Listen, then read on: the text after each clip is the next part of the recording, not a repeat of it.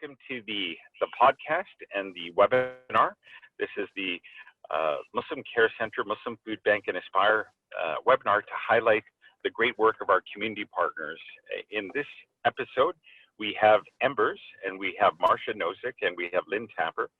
And these are two great contributors to our community's well-being in the area of employment and getting jobs for newcomers, for all races, help preventing poverty, and a lot of great work that they're doing. And so to start off, we'd like Marcia to introduce herself and introduce the origin story of how EMBERS came to be, and then we can talk about what the work is currently. So please, Marcia, go ahead. All right, thank you for inviting me. I go back a long way. We're located in the downtown East Side community. We also have some locations in the Lower Mainland, but our origin started in the downtown East Side Vancouver community.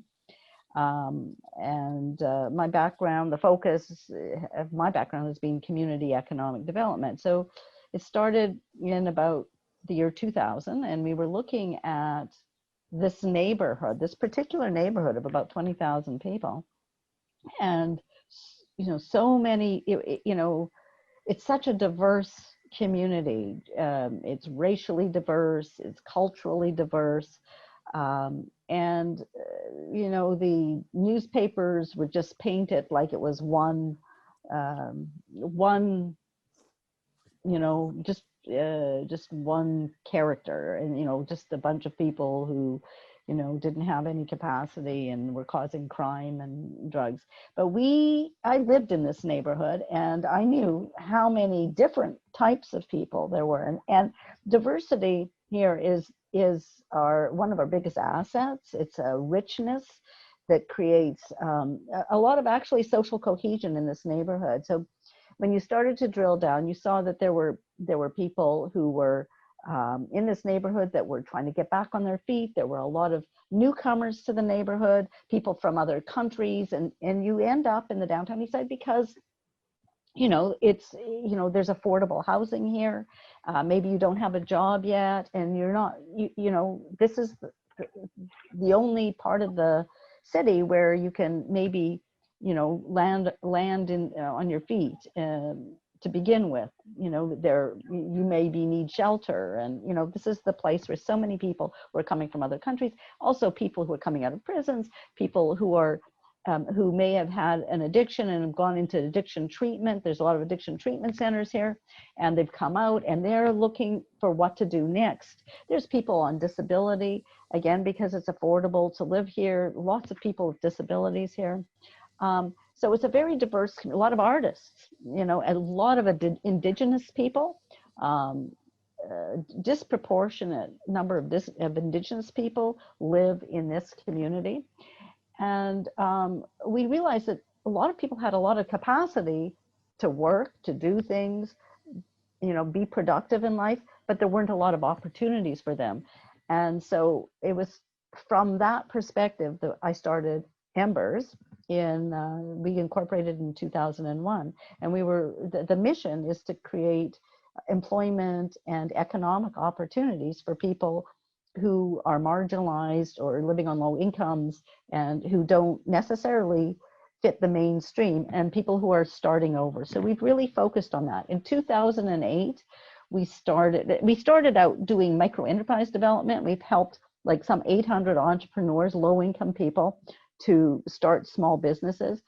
But in 2008, I launched something called, it's a social enterprise called EMBERS Staffing Solutions.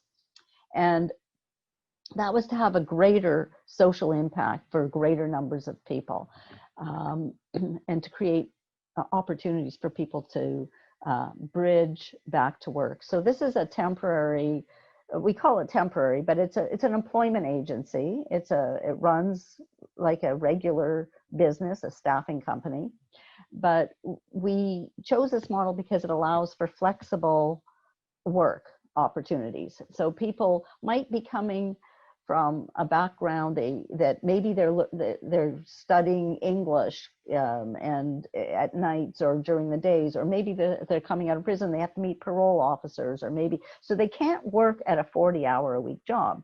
And so we had to find a niche for all of these people that had the capacity to work but didn't fit the mainstream. And that was the whole purpose of setting up EMBERS Staffing Solutions. So we can put people, we place people on jobs, a variety of different jobs. Lots of that's in construction. Some of that's also in warehousing and administrative types of jobs. But most of it is in construction. And we were able to find work for people when they could work 1 or 2 days a week or 3 days a week. And we could build that up and become a stepping stone towards full-time employment. And we started in 2008, and we've grown tremendously. So where we're employing some 300 people a week on our payroll, and some $14 million worth of sales revenues, and we are the largest employer in the downtown east side and the largest employment social enterprise in Canada.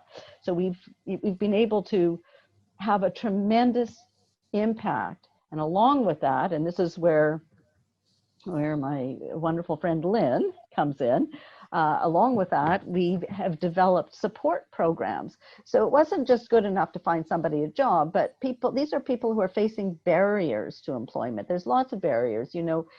Discrimination is one of the biggest barriers to employment. First Nations people coming from other countries. If you're on a disability, how do you overcome the barriers? You have housing barriers, you have just being in poverty barriers, you have all, racial discrimination barriers. So we have, as we developed and created generated income for ourselves as a business, because we are a charity, we plow that back into our supports for the workers that we're employing.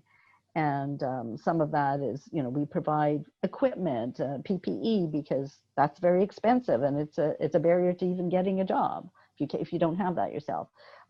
We provide transportation. Yeah. And Marcia, just with that equipment, this was something unique because, you're very different from other staffing agencies, because you'll even get the work boots, you'll get the gloves, mm-hmm. You'll get whatever's required, because a lot of folks that need help, they don't necessarily even have, again, the PPE, the masks or the boots. And maybe talk about how EMBERS is very different from other kind of job placement agencies or labor ready or what have you. Yeah. So exactly. In fact, we've taken that model and turned it upside down. We use the business model, but we've turned it right upside down. So instead of exploiting people, we want to move them ahead.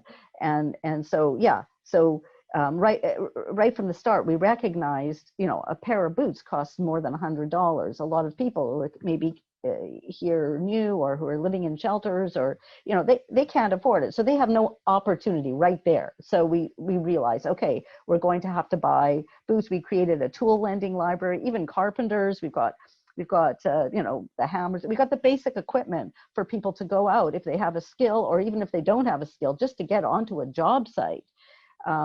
That's number one. Then we recognized as we were going along, I used to drive people in the mornings at 5:30 in the morning to job sites and talk to people. And I realized so many people were coming and they were hungry. They were going to work. They were coming from the street and they hadn't eaten in 24 hours. And I'm putting them, onto a job to work all day. That's not possible, right? So I was stopping and buying people food, and they said, no, let's develop at least a basic breakfast program in the morning. So people can come to our office before they go to work, and they can get coffee and basic snacks. And we give them sandwiches now. We give them fruits, and the whole thing, and they can take that with them so that they're, equipped to work. You can't work on an empty stomach. I mean, it's terrible. So it's holistic. So you provide a holistic environment, looking at not just the person as a means to just making money. That there are multiple issues. Again, hunger, food, the necessary equipment and to actually work. So you're looking at the whole package of the person. So I think I haven't seen anything like what you're doing, and you're providing the job. So you're helping. You're basically providing all the resources to get that person to get to work, and really look at them as human beings that just need that help in a very holistic and an overall kind of a caring way that you guys are providing beyond what a corporation or a business would do. Yes, for sure. And really, it's holistic is a good word. And the wraparound supports, as we made money, because we're certified charity, all of that, all the profits, go back to support. That's a main difference than a regular, temporary or day labor company. So we also hired like a social worker on staff. We realized that people had problems. They had problems finding housing, or somebody would die in their family, or their life was in crisis and they needed some counseling. So we had that kind of support as well. And I think other kinds of supports are financial. Like we always paid more than other companies. We tried to create a living wage for people. We give people who are, to incentivize them, we give them raises as they go along. And you pay them, like in other jobs, they have to wait 1 month or whatever. You pay them weekly. We pay them weekly. And if they're just coming to us from the street and they don't have any, or whatever, they're just coming to us new and they don't have really money in their pockets, we actually pay them that day if they've worked. So we have somebody every day giving out advances against their week's pay, especially for the first few weeks, so that they're not suffering. We didn't want to get into a day labor situation where you get your money, you spend it, you get your money, and then you get trapped. But we devised a system whereby they could get paid up to $150 a week, enough to ease some of the pain, but they'd have something left at the end of their pay for a paycheck, and then gradually move people into a weekly pay. But yeah, so that for sure, whatever comes up, we try to solve the solution. Go on. And sorry to interrupt. You even provide training, like actual skills training that you pay for. And that was where I was going to, that's where I was going to next, because I think that might even be the most important piece. I mean, we're dealing with basic needs to begin with, but food and that, that sort of thing, just being able to get onto a site. But ultimately, our goal is to, move people along in a career path and to get them, flying off on their own. So the best way is through training. And so we have been developing over the years and getting more and more funds towards that, training programs that will provide certified skills for people. So maybe they come in, somebody might come in as a general labor, and earning $15, $16 an hour now, 16, 17. And then with training, they might go up within a year or a number of months to be earning $25 to $30 an hour. So, I mean, and now you're in the living wage category. So that's our goal. And Lynn is our manager of our training programs, and she's done a terrific job. And, it's very, very incorporated into all of our employment placements and following people along. And the care for the people, and in my numerous discussions with Lynn, is really looking at the person, because we talked about a lot of immigrants that have come from different countries, even as refugees. So they've had to come because of different circumstances, and a lot of them have a very high level of education, but it doesn't necessarily translate to a Canadian, let's say a doctor or an accountant or a lawyer or whatever education they had from their previous countries, and they just want to get started. They want to take care of their families, and from what Lynn had mentioned, that some of the newcomers and refugees actually flourish very quickly. So maybe let's talk about how the wide range of people that come, not just people that have been maybe for many years born Canadians that wind up on the downtown east side, but newcomers that have come from different parts of the world that need to get settled and adjust to Canadian society. Maybe with yourself and Lynn, how that really holistic and caring work that you guys do to get people started. Yeah, so maybe I'll let Lynn. I'll just say that a very large portion of our population right now is are new immigrants and refugees, and coming from every person has such a story. It's just, you know, it's almost heartbreaking, but you know they're starting over, and giving the chance is what we're about. Giving that open door. Let me pass that through to Lynn, so Lynn can. Okay. Thank you, Marcia. Well, Tarek, thank you so much for inviting us. It's a real honor. And also would like to shout out to the Ministry of Advanced Education, Skills and Training for all the support they give us. So, you know, we really couldn't do a lot without them. So really, really blessed to have their support. So yes, so because obviously the downtown east side has a lot of the shelters, that's where a lot of people find themselves initially. I had a whole, quite a number of Afghani refugees. They were all in a conference in Hawaii, and they all came to Canada together as refugees. And it's, I mean, obviously they have the trauma of leaving their whole families behind and trying to set up here to bring them over. And they're very, very educated, but also you imagine you arrive in a city, you don't know a lot about anything really, about how things work here, the job market. So, you know, for a lot of them, some people took the construction route, other people did some other things, but it was really great to be able to kind of be their kind of signpost, you know, giving them some advice. And they still, you know, I have a couple of people that I've worked with, and, you know, they're all set. One is in studying nursing now, and one has, you know, has got a really good job, but they still call me once in a while for advice. They say to me, "You're like my sister." So, which is really sweet. So just having someone to talk to, like, you know, just something like that, like somebody to talk to. Non-judgmental support. Like, so you're Yes, basically providing yes. not only a resource, but just providing a non-judgmental way to, you know, because they are undergoing stress and they're transitioning and there's so many issues, and they need somebody to kind of pour their heart out to that's there to help them. Yeah, and one thing that you'll find with many of our workers, they'll all say, EMBERS is like my family. I mean, you've got to imagine a lot of people are in the situation they are because of family breakdown or family separation, you know, due to, you know, political situations. I mean, and it's very important. Like, you know, I was talking to one of, somebody I work with, and he, you know, he is a refugee from Afghanistan. He said to me, you know, Lynn, you know, maybe if things were, it just been 10 years, we would have kind of like stuck it out. But he said, Lynn, this has been going on for, you know, the political upheaval for 40 years.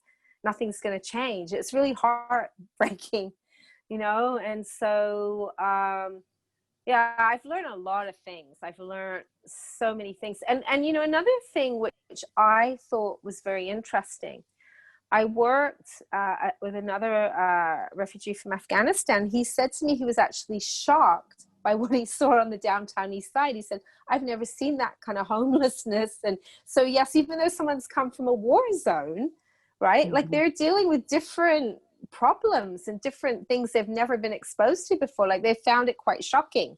So, you know, it's a lot to take on. Like there's so many things. And I think, yeah, just having someone to talk to, or knowing that there's a job, like one thing that we do for a lot of people, we provide the first ever Canadian job experience, you know, as a way, sort of a bouncing off place. So I think that's very important because people get their confidence, you know, like they might start and they might think, no, construction really isn't for me. I'd like to do something closer to my qualification. But you know what, someone wanted me, someone gave me a chance. And then not only, you know, do they have a bit of experience, they have a reference, which is very important because as we all know, particularly in BC, like having a Canadian work reference is very, very important. Exactly. And just even expanding on that with regards to the amount of people you've employed and the actual jobs, like how do you guys get the actual employers or the organizations to hire your people? Like, how would those relationships, and one thing in our previous meetings, both of you had mentioned, is you have more jobs than actual people. So that was an amazing Yes. thing, because you never hear that. You always hear there's no jobs from everybody, but you're saying we have more jobs than people. So maybe if you could just elaborate on how you guys have developed these relationships with employers, and the type of jobs, and even you, I think Marsha or yourself were saying you have jobs for even for the next number of years, that if people want to work, it is difficult work, but you have the ability to give people work long term. Yeah. So, you know, just like this is the business side of it, just like any business. So we have, you know, invested in, you know, having a director of business development, salespeople on the ground. And it's not a hard sell, because we are very competitive. We're competitive. Our pricing is competitive with our, you know, for-profit companies. And yet we're giving added value. So, you know, it's added social value. So people are most open to it, you know, because if you go to a construction site, the sites, they don't really want to exploit people. They don't want people to be paid minimum wage. I mean, they feel so much better if they know that there's a route forward for people, that where they're not getting paid minimum wage, that there's some supports for them. And essentially, you know, they could hire through EMBERS and feel better about what they're doing, and actually be a partner in helping people, because we can't do anything without them. They become a partner in helping to move people ahead. Or they can just, you know, go the traditional route of hiring through another, you know, benefit, and they're not paying more through us. So to me, it's a pretty easy sell. And you know, we've done this for a long time, and we connect very closely. We provide great customer service. We're always there for them, and they become deep partners. It's not just like, you know, buying loaves of bread off a shelf when they order.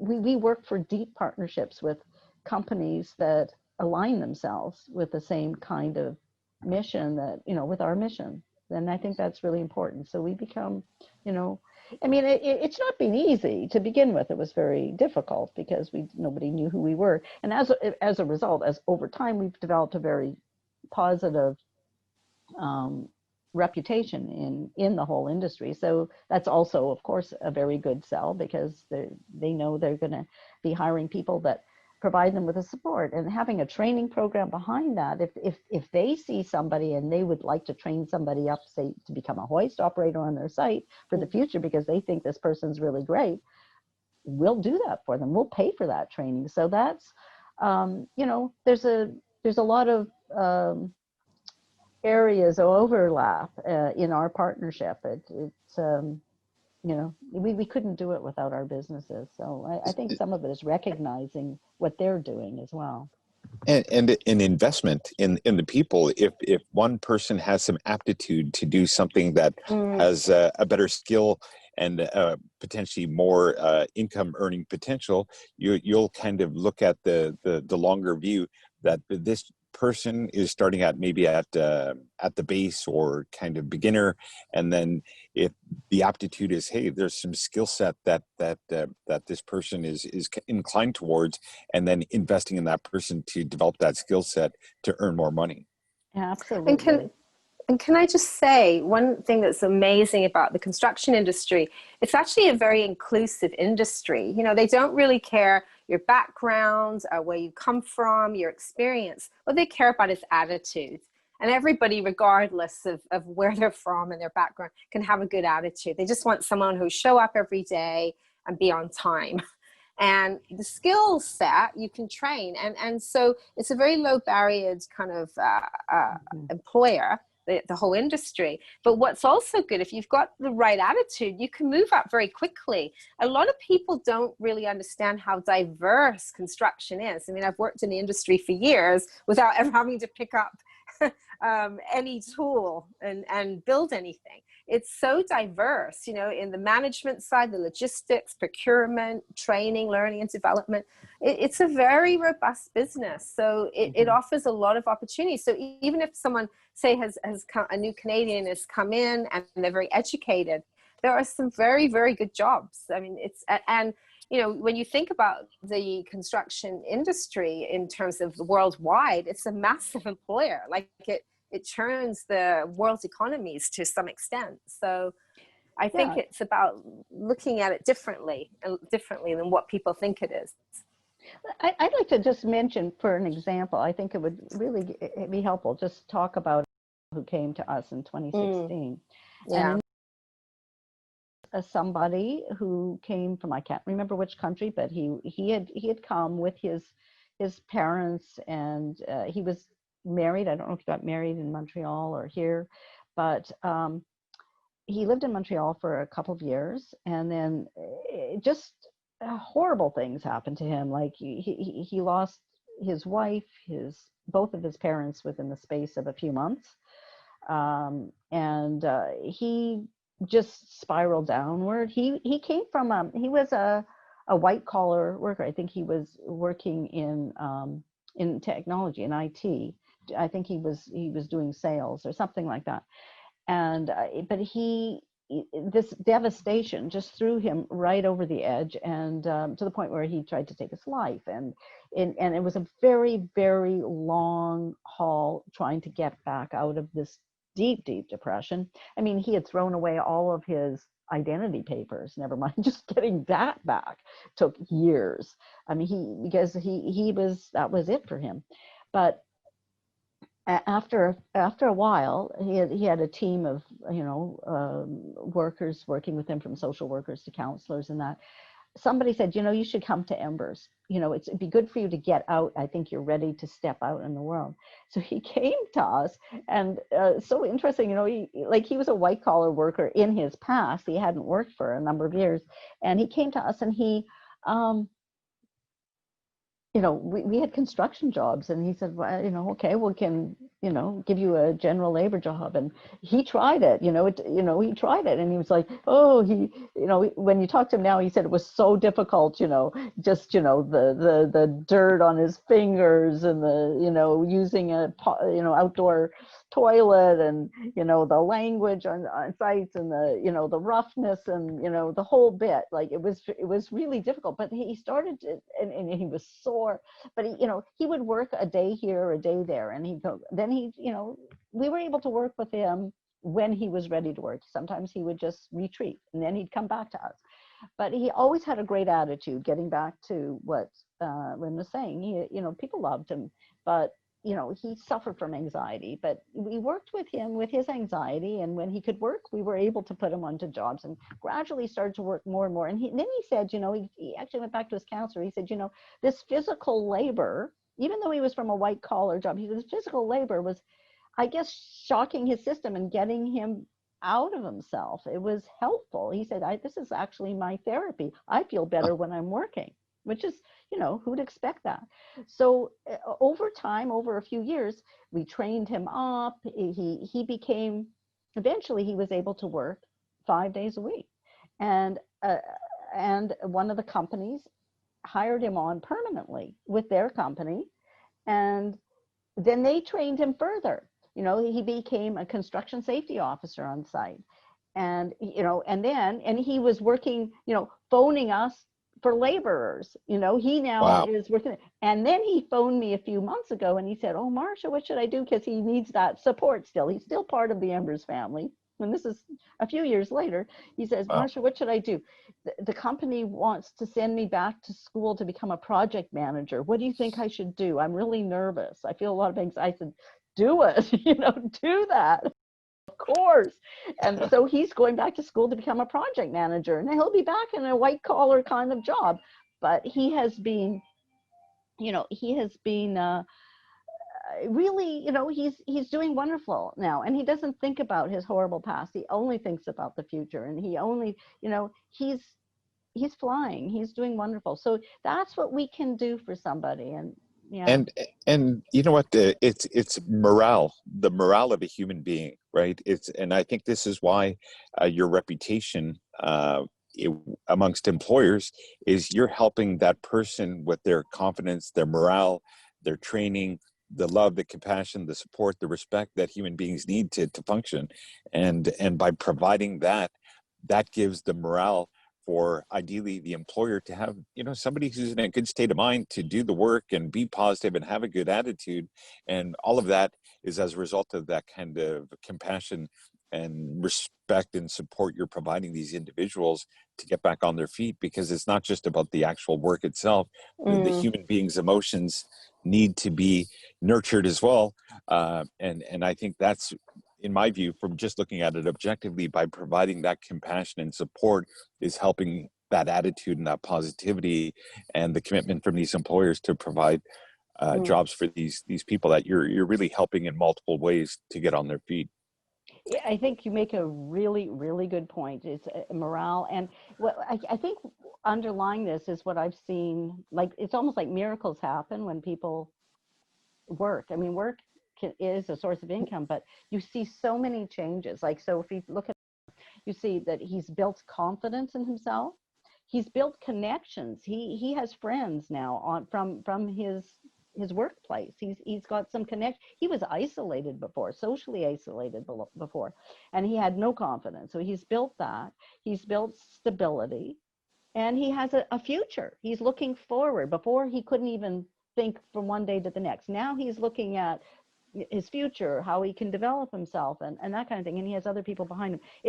It's life changing. That's the most important. I think it's those intangibles almost. You know, he knows he's cared about, he's valued. I think those kinds of intangibles are probably the most important part of this And equation. the sense of community, belonging, Yes. care. Yes. And by Yeah. providing that, even though EMBERS is an organization, but by providing that belonging, that community, brotherhood, sisterhood, the human beings need that to function. And if they are traumatized, they are depressed, they are anxious, by you being a rock of support in multiple ways, that's giving them the confidence and the courage to keep going. So true. And yeah, and Tarek, you said a word that's really important to EMBERS, is you said about individual. Everyone is treated as an individual, and you know, we give people lots of chances. Like, we're not like second or third chance people. We're 3 strikes, 10, you're out. 10, 11, 12, 13. Like, people always come back to EMBERS, even if they leave because maybe they found a permanent job or they move away. It's Marsha, you always say, people always come back to EMBERS. They, you know, we've got that bond, and they know that no matter what, we're here. And sometimes it's a transition to something a lot bigger, you know, like they go on a site, an employer will really like them and they'll be hired on. So yeah, we never turn people away, and we're, you know, we like you said, we're non-judgmental. And human beings need that. They need support. They, you know, judgment. And you know, we had an interview with one of the peoples on our addiction recovery team, and so he wound up on the downtown east side, and he came from a middle class family, and he was shooting up in the alleys of the downtown east side. And I was like, you know, you had a home to go to. Why were you there? And he says, because nobody there judged me, right? So I think kind of coming into your organization, which is providing all these services, but that non-judgmental, supportive, and forgiving kind of way. Like, you know, usually, you know, a lot of us, you know, if somebody disappoints us once, twice, or 3 times, we're like, okay, we're going to write them off. But like you said, if you're like that patient kind of support, that, hey, you know, we're human beings. Some people make mistakes more than twice or 3 times, or 10, 12 times. And to have that forgiving attitude, I think that's an investment in the community. So it's not just the dollars and cents. It's like an investment in the psychology and the well-being and the confidence of the community. So I applaud both of you for your commitment and your long-term vision and support, and the track record. The track record speaks for itself. You provided thousands of jobs. You've helped multiple employers. So it's taking the kind of role of really being a shepherd for the community and tending to the people, to their needs, and really helping them grow long term. Even they need that advice and encouragement even when they are established, and by still providing that resource. Not that, oh, file is done, this guy's got a job.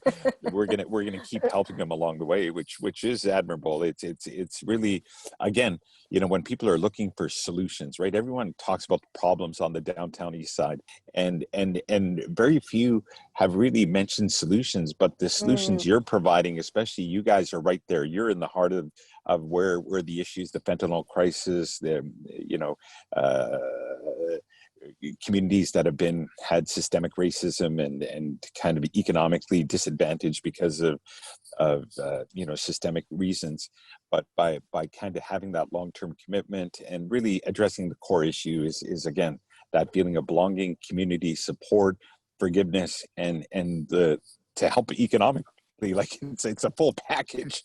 It's like some groups will provide the psychology and compassion, nothing else. But you're like, okay, we'll even provide you with that cold hard cash, with that emotional support with it, which is a big thing. Yeah. And again, I love this city of Vancouver. I love meeting people like yourself because we have these similar values of care for the community and looking at solutions. Like here, people that we all come from different religions and backgrounds, and we all just have this mission to help, and by coming together and helping with solutions, very grateful. And then even with the work with the care center and the Muslim Food Bank, and just by being a resource, because we have people in our community that are looking for work, and we have people that have had addiction issues in our community. And part of the whole relationship as we started was, we need to provide employment, but you're actually providing much more than the job.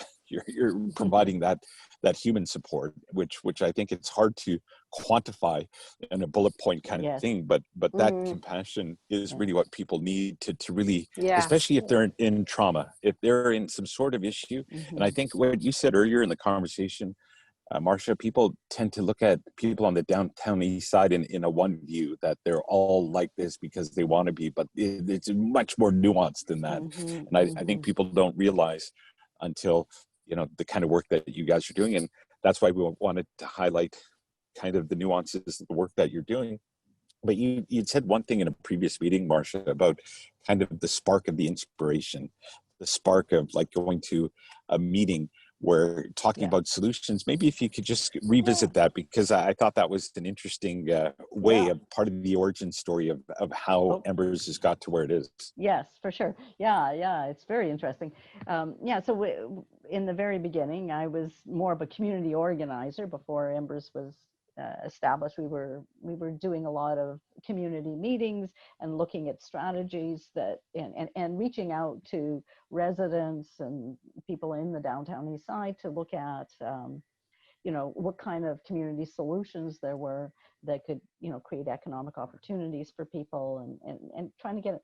And this one fellow, Brian Baker, came to me in this meeting. He actually came to me afterwards because we were looking at employment strategies and that kind of thing, and he said to me, you know what we really need in this community? We need a not-for-profit temp company, because me and my buddies, when we need money, we go to, these day labor companies. Like, they're so exploitive. They charge you for everything, boots, travel, everything, and they pay you minimum wage, and they really want to keep you down because they're, that's how they make their money off you. And he said, if we had a not-for-profit, you could take those profits and you could pay us better and you could help us get ahead.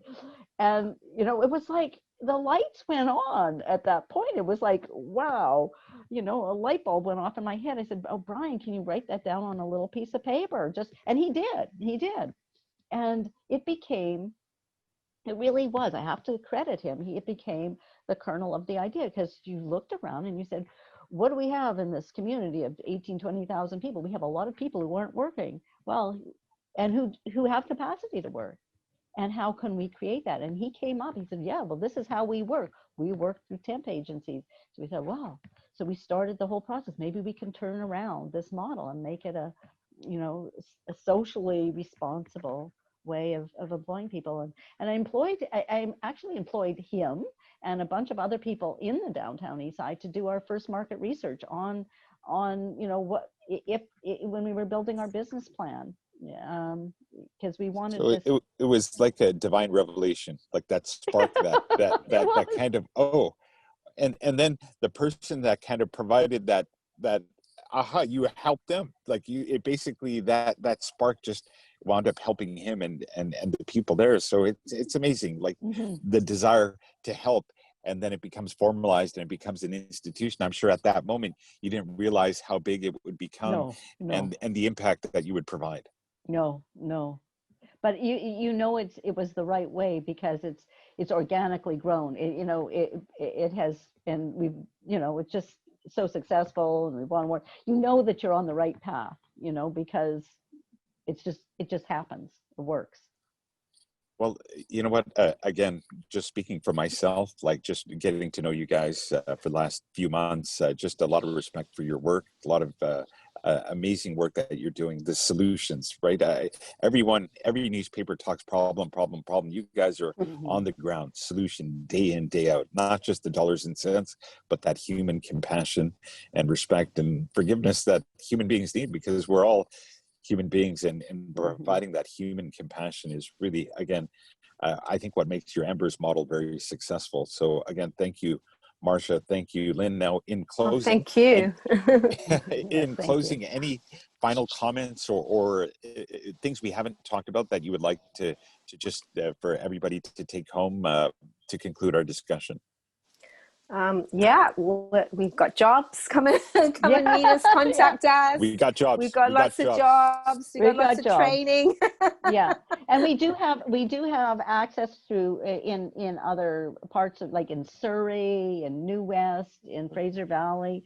We have jobs out there as well, and we are working with the immigrant communities out in the valleys as well. We have, and they're not all construction jobs. Some of them are in logistics. We're working with Pearl later. That we have a number of different jobs. So we're fantastic. Yeah.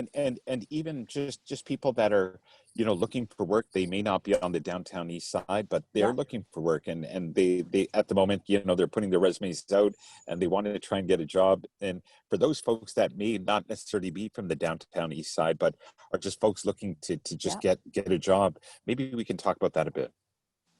Yeah, we're not, our origins were in the downtown east side, but we are open to absolutely everybody. And, some people, like with the COVID and whatever, they've lost their jobs, they're looking to reconnect. We're helping lots of people we're getting lots of immigrants coming in too. Maybe there are people who don't qualify for some of the government programs. They're working for us. We have jobs, and just about, everybody's got some kind of unless they have a permanent job someplace that they feel secure in, they're facing a barrier to employment in this world, right? And especially right now. And we have jobs for them. And like we said, we started out, we got more jobs than we can even fill. So. Even during the pandemic, even during the coronavirus, because a lot of people, I'm sure you talk to people that are, sky is falling, everything's falling apart, the pandemic this, the pandemic that, but you're still saying, hey, we've got jobs, like we've got, so, and for those that have their businesses have gone down because of the pandemic, their job has been kind of eliminated because of the pandemic, are you finding a lot of people coming to you that are in transition? Yes, 100%. Yes, and transition is the right word, because that's the beauty of the model we have. People can come to us. We've had people whose businesses have gone down and they've come to us to work, because they really need the money, and they'll get back. They'll somewhere, some way down the line there, they'll get back on their feet and that, but they need the transition period, and we're there for them in that way as well. And can I also say, we've had a lot of people laid off from COVID. Say, for example, in the concert industry, I've had 2 flight attendants recently contact me. So we have something called traffic management, which is the people that manage the traffic around a construction site, and it's a great entry level job for, say, someone who can't really do the physical labor. So I've had a lot of people who are been laid off from the film industry or wanting to get into the film industry. So we help a lot of people. And like Marcia said, it's a great transition because a lot of what, you learn in construction, you can bring it into other jobs, particularly the film industry as an example. That's great. Well, thank you guys. Really applaud your work. A lot of respect, a lot of love for you guys. Just appreciate the work that you guys are doing. Mutual. Yeah, right back at you, Tarek. And where can people get a hold of you guys if they're looking for you? They want to get a hold of EMBERS. What do they need to do? Okay, well, they can call. Well, let me give you. Let me give you the phone number of our office. That would be a good place to begin. So that's 604-692-0781. I said 1 or 2? I'm Either. not sure. I have to look. We have 2 numbers. EMBERS Canada. Look at emberscanada.org. All the information numbers. Yeah, emberscanada.org. Yeah. Great. And yeah, emberscanada.org as well. But the phone number is really good. So it's 604-692-0781 will get you there. Fantastic. Yeah. Thank you both. Thank you for taking your time out. Thank you. And we really, really wanted to highlight and showcase your work and hopefully get it to a bigger audience to really understand the really holistic kind of service you're providing. Again, thank you again, guys. So that's the end. Thank you.